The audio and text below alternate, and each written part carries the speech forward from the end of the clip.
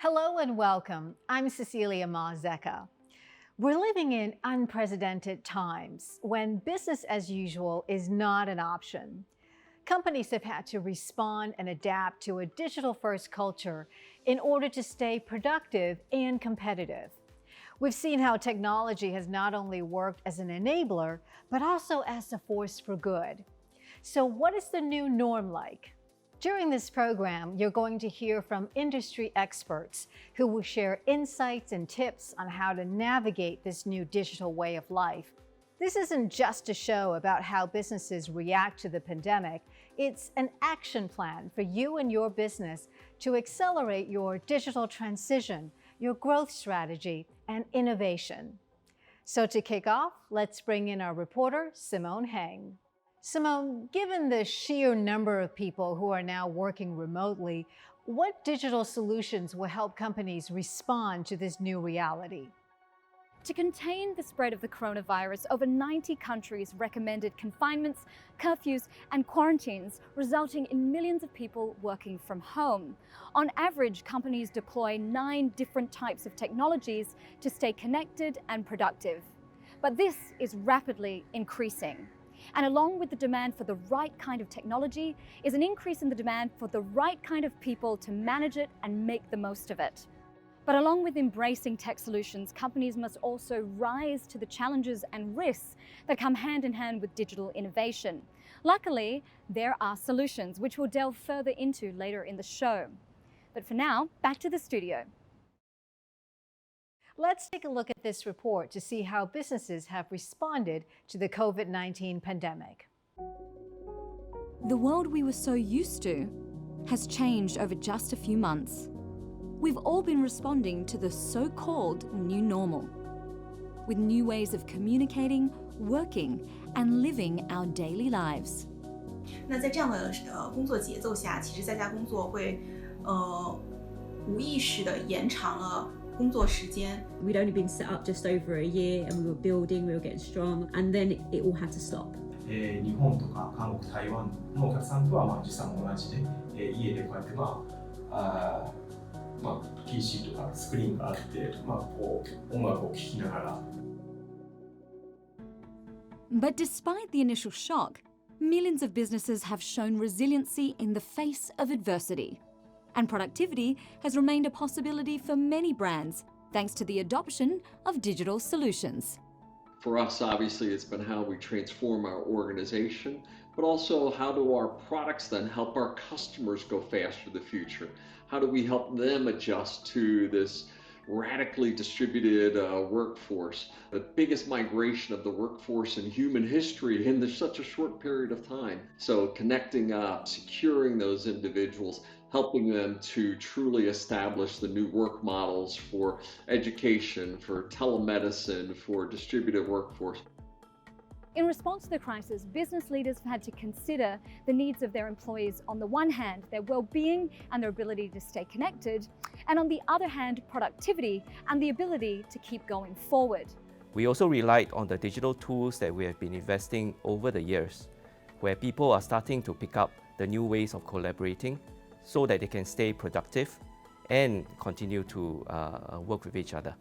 We have to ensure that the infrastructure remains stable, scalable, and we were able to do that very safely throughout the period. やはり我々が無事にこのコロナ禍においてもビジネスを継続できているのは、やはり起こるべき未来を逆算して、そういうデジタルトランスフォーメーションに対して、適切な投資を行ってきたから、今があると思っているんですね。But not all sectors have been able to respond in the same way. Industries like healthcare, financial services, and education are proving to be agile and have pivoted thanks to digital solutions. But other sectors are less able to adapt to the current climate and have been hit hard, such as retail, hospitality, and the travel industry, which require a face-to-face customer service approach. But the question on everyone's mind is this just a phase? What areas of our business should we adapt, evolve, and change? And how do we build a stronger and more secure future? 因为一旦一个企业的应用全部都建立在云原生态的基础上，实际上我们真正的生态的合作伙伴就是这个企业的每一个工作人员，因为他们既是使用者，也是开发者。Typically, work at home involves that we upgrade our infrastructure at the back end to ensure that people are able to connect securely and they get what they want while working from home. So we really had to fine-tune our infrastructure, upgrade our BCP plans immediately to ensure that we could support this transition. After the enabling our virtual desktop and remote desktop technologies, we published some of the critical applications on the cloud, again with the help of VMware, so that those applications are available as if the people are working in their offices. Right now, targeted digital solutions seem to offer a light at the end of the tunnel, at a time when businesses need it the most.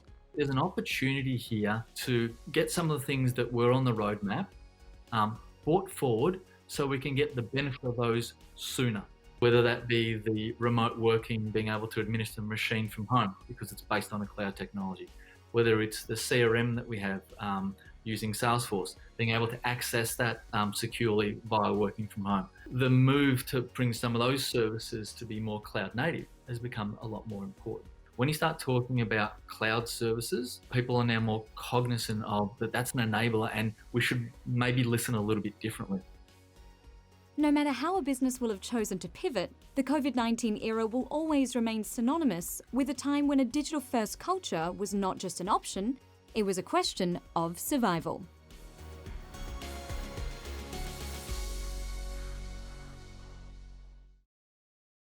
Joining us now to talk more about this is Sanjay Poonen, the COO of VMware.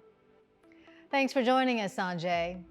How are things where you are with regards to working remotely and getting through this pandemic? Well, Cecilia, I think it was in January that the last time I got on a plane, and that was to the World Economic Forum at Davos. Clearly, COVID-19 had developed in China, but the world hadn't known about it. There was several thousands of us at Davos. And then I think the two things I remember way back to March was really prioritizing what we felt was the most important thing for the health and safety of our employees and communicating to them that nothing was more important. The profits of VMware would wait. The more important thing was taking care of their families, them taking care of their older ones, because every day and week we were starting to learn more about COVID-19. And once we got that under control, the next thing we began to really think about was, if we were healthy, how do we turn our attention to our customers? So I look back and the lessons I have learned is take care of your employees and take care of your customers. What enabled you to respond to the needs of your customers in a way that they needed you to in this time of crisis? Both for our personal lives of our adults and certainly for our kids' lives, we want to be able to protect our privacy, protect our data, protect our identity. We have been focused on, because VMware's proposition is to make that infrastructure simple, right? That's our proposition in end-user computing. We called out this term 6-7 years ago, consumer simple, enterprise secure.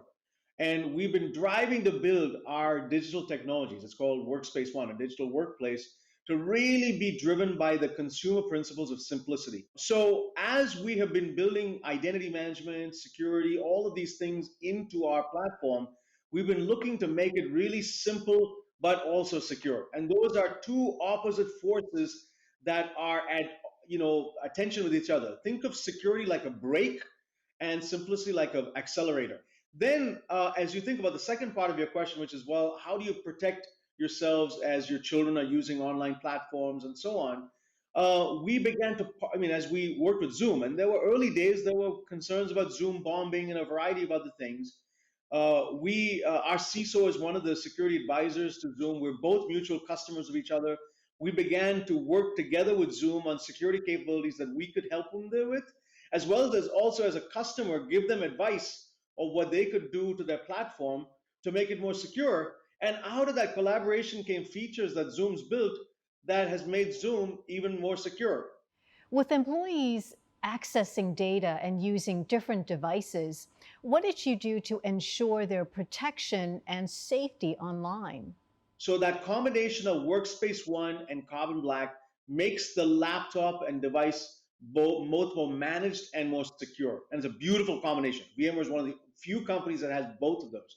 But that's not sufficient. What ends up happening is that you also want to accelerate the network capabilities to your home and make that secure. And that's a technology in our networking portfolio called SD-WAN. We acquired a company called VeloCloud. So we added that third component of network acceleration so that you could have secure and fast network access, in your homes or in the branch offices. So that combination of Workspace ONE, Carbon Black, and VeloCloud really became a future-ready work from anywhere kind of solution set. Thank you, Sanjay. Well, overnight, it seemed the world has changed. And after the initial reactions, companies had to adapt and make the right moves. They had to consider the fact that their employees will be stuck at home for a while, as did their customers. What digital solutions enable them to stay agile and flexible? Simone Heng tells us more. Business as usual is out. Adapting, readjusting, revising, and accommodating is in. 其实每次在家工作的这段时间，每次要去办公室的时间，都会是一次特别珍惜的一次机会，然后可以跟同事之间去交流更多大家的近况。Employees don't come with the same life circumstances. Working from home may not work for them. 例えば遠方に住んでいたり、違う国に住んでいたりとかっていうところだったりすると、いちいち来れなかったりするところもカットできるかなと。そうすることでオフィスをそこまで大きくしなくてもっていうところもあるので、コストカットにもなるかなと思います。Digital solutions are helping businesses adapt to a new way of operating, both in-house and with their customers. If I want to have a business that thrives, that people can function and be high performing, then I need to create an experience in the organization where my people know that they can feel safe to move fast, that agility is okay. VMware did a survey which showed the main benefits of modern, cloud-native apps during the pandemic for businesses. 97% of businesses have seen some success, big or small, from their digital transformation efforts. There's also been a shift in focus for digital transformation to improve the employee experience and to improve the customer experience too. During this time, the most successful organizations have focused on delivering a digital journey, because even just a 5% increase in customer retention can increase a company's profitability by 75%. Working from home has become a way of life for millions of people, with most companies choosing to do most of their internal and external business online. But to what extent will the disruption caused by the pandemic affect productivity going forward? Our backend infrastructure from a network perspective had to scale. Then the other scale came from the cloud as we deployed apps, security apps on the workstations. That directly came from the cloud. And this really helped in terms of the reach, right? Because Concentrix is a global company and we want a single view of all our assets. And once you are on cloud, that becomes really easy. 当然，除了视频会议以外，其他的这个方面的这个自动化办公在云上边使用各种各样的工具也成为一个非常普遍的现象，使得人们在使用云的过程当中更简单、更方便、更容易，成本更低。In the kind of February, March timeframe, we were doing some work already about exploring the work from home proposition. We have some cloud systems, obviously, but not everything was fully able to be used from home back in Feb. So initially when you move, it was excited, you're working from home, we've never done it before. Generally speaking, the productivity was up. While the COVID-19 pandemic gets most of the media attention of late, companies across the world are adapting to new ways of working with the support of cloud technology. 然后把比较好的云上的服务呢，做一些整合标准、应用等等，然后提供给这个中小企业，让他们快速的衔接在这个新科技上，然后可以专注在它的本身事业的发展。クラウドをうまく活用することによって、そういうふうな大量のハードウェアを購入することなく、セルのトラフィックをですね、効率よくさばくことができるようになりました。It's also worth noting that while many take a digital culture for granted, it takes a lot of innovation, maintenance, and certainly doesn't come for free.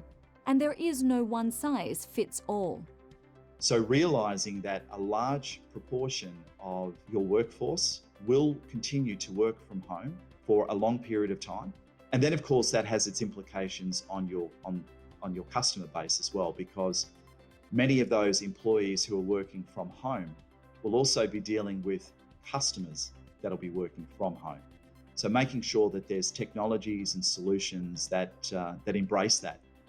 Some of the technologies that we've been looking at ourselves is things like robotic process automation, machine learning for the large volumes of data, to really understand the buying behaviors of customers, chatbots and automation as you engage with your end customers as well, and really thinking about those sorts of technologies. And the sort of networks that are needed to support that in the future. So I think having the conversation today to really start to think about as we come out of this post-COVID environment is really important. Business leaders are now focusing on targeted investment in key foundational areas when it comes to their IT infrastructure.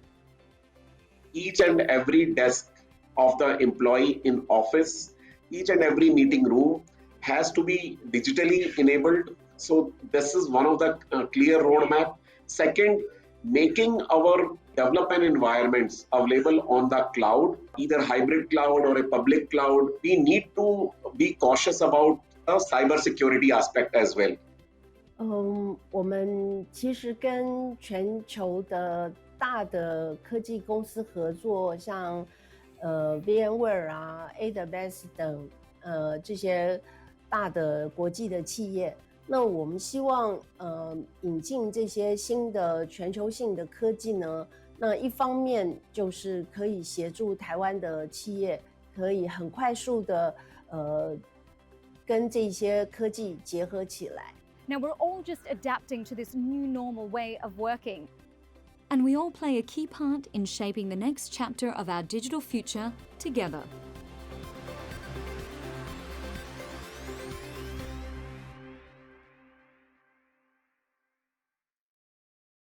Some great insights there. Simone, when companies strive to create a digital-first culture, there are challenges mixed in with the opportunities. One potential roadblock is cybercrime. Tell us more. That's right, Cecilia. As businesses and employees are busy adapting, so are criminals. Let's take a look at these facts. Traditional security models are broken. From the beginning of February to the end of April 2020, cybercrime targeting financial institutions had grown by 238%. 82% of financial institutions surveyed said that cybercriminals had become more sophisticated in the last 12 months. Luckily, there are solutions. There are specific pillars that are key for an effective cybersecurity strategy. Verifying users by using multiple factors, only allowing users the minimum access required, and to regularly maintain and update IT systems known as patching. Making it as safe and secure as possible while millions of us are working remotely. Thanks, Simone. This program aims to help you take your business faster to the future. We've seen how many different companies have responded and adapted to create a digital-first culture, but what's important for the future? How best can you move beyond the short term and make the right decisions for the long run? Let's take a look at how some business leaders are shaping their future.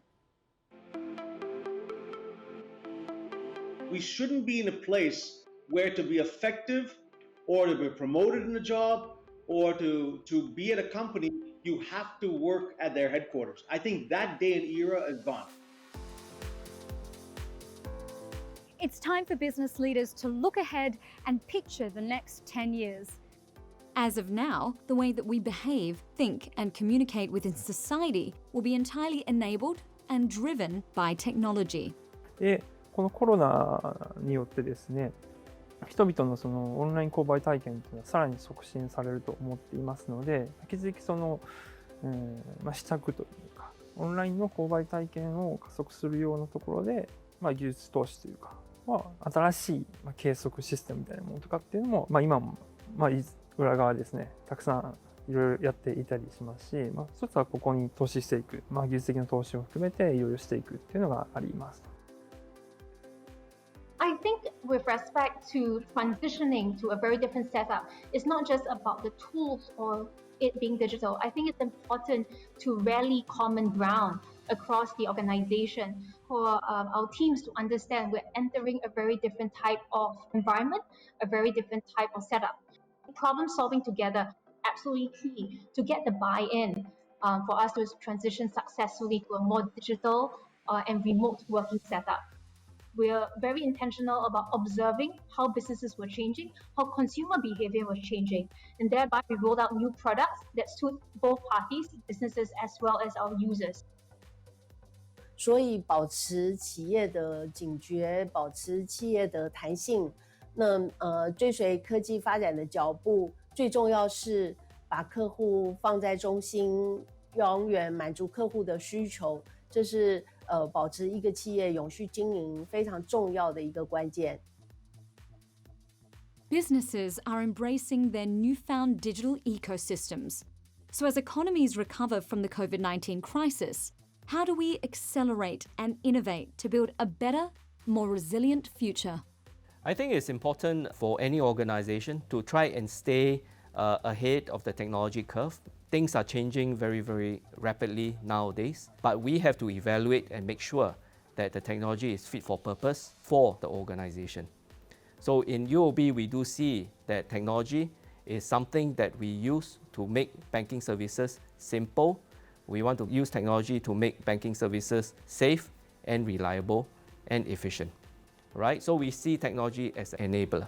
Of course, when we have all the tools that we have introduced, we use things like Teams for them to collaborate, for them to share some of the files that they are working on, but also to make sure that they stay engaged with each other. We roll out things like Yammer, which is a Facebook for corporates, for everybody to keep in touch and to actually stay connected to each other. Of course, along the way, we also introduce our digital training, where we roll out bite-sized training modules for people, where we talk about mental resilience, we talk about how do you stay engaged during this period where you're cooped up at home, and how do you ensure that you have a proper separation of time between what is your personal time and what is work time. We also relied on the digital tools that we have been investing over the years, where people are starting to pick up the new ways of collaborating so that they can stay productive and continue to work with each other. テクノロジーが進化することによって、何が起きるかっていうと、本当に必要なものだけを本当に必要な分生産するっていう未来、いわゆる本当に無駄のない世界みたいなものっていうものが、技術の力によって実現させることができると思っています。But a key factor when it comes to accelerating is not just technology, it's having the right talent. 人才是企业经营的最重要的资产。这个事情其实是非常的重要。在这个时代来临的时候呢，我们觉得人才的多元化是最重要的核心关键。但是面对云，其实还是有很大的挑战，因为我们认为目前的工程师或者技术人员，他们对云的了解还是很有限的。A digital-first solution is not just about enabling people to work from home or to remain operational in the short term. It's about developing a more transparent, efficient, and sustainable way of working. And the transformation has only just begun.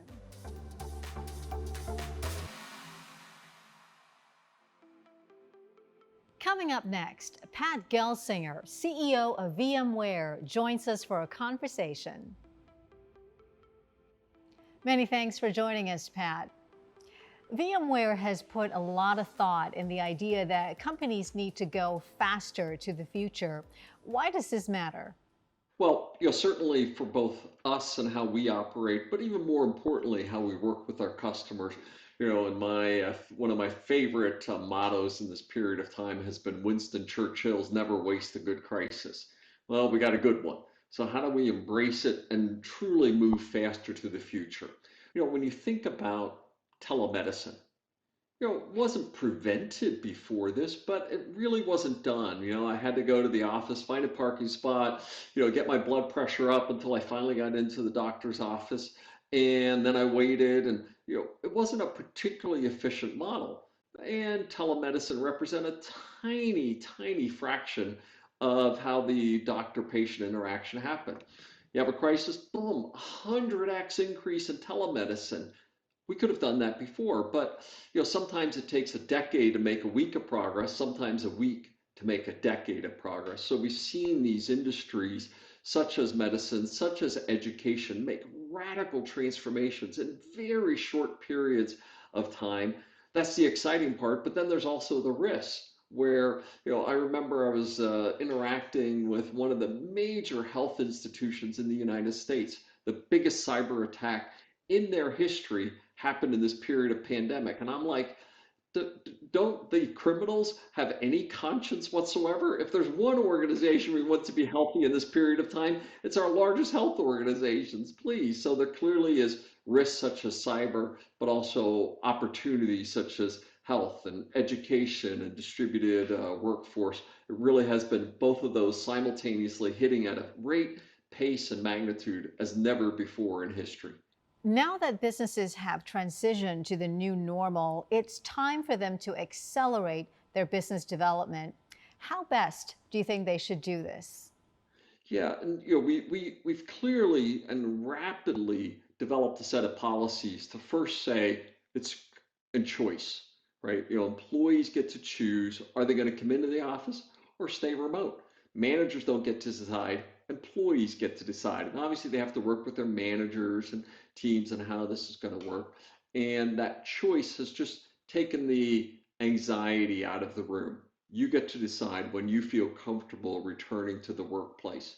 It's also what we found is taking little steps as well, where I've given people what we call EPIC. Our values, we call them the EPIC values: execution, passion, integrity, customer, and community. I've given them EPIC days, where we just had our second EPIC day last week, where I said the entire company is taking an extra day off. You need to rest. You need to be rejuvenated. You need to engage with your family and just have some personal time, because the days start earlier. One Zoom meeting rolls into the next Zoom meeting, into the next Zoom. You get Zoom butt by the end of the day, as I've joked. Weekends roll. One day sort of becomes the next day. Let's take some breaks. And if you send me an email on an epic day, you're in trouble. Working remotely is here to stay. What inspires you when you think of this for the next 10 years? Yeah. Well, I've been in the field of technology now for 40 years.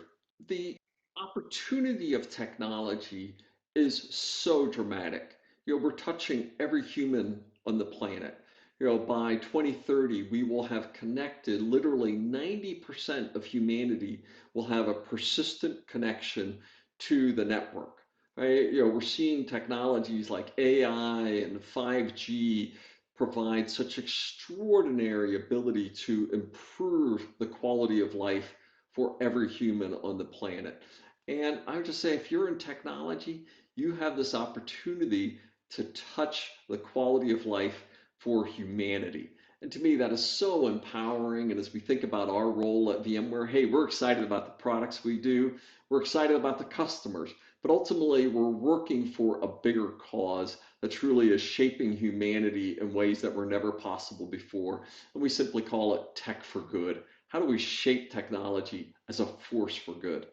How do you think technology can be used as an even greater force for good? Well, most technologies are neutral. They're neither good nor bad. It's how we use them. And they can be, the printing press that brings education to everybody, or they can be used for propaganda and unrest. Is it good or bad? So the technology by itself is nominally neutral, and it's how we shape it as this force for good. And every day decisions are made, right, on how the technology's evolved, how they're used for good. And powerful tools like AI, if we don't know why it's made certain decisions, it might be making bad decisions. So we need to make sure that every step along the way we have good ethical conversations about them. And we have to say the people involved in the technologies are truly driving them to be forces for good. And we think about examples today like radiology.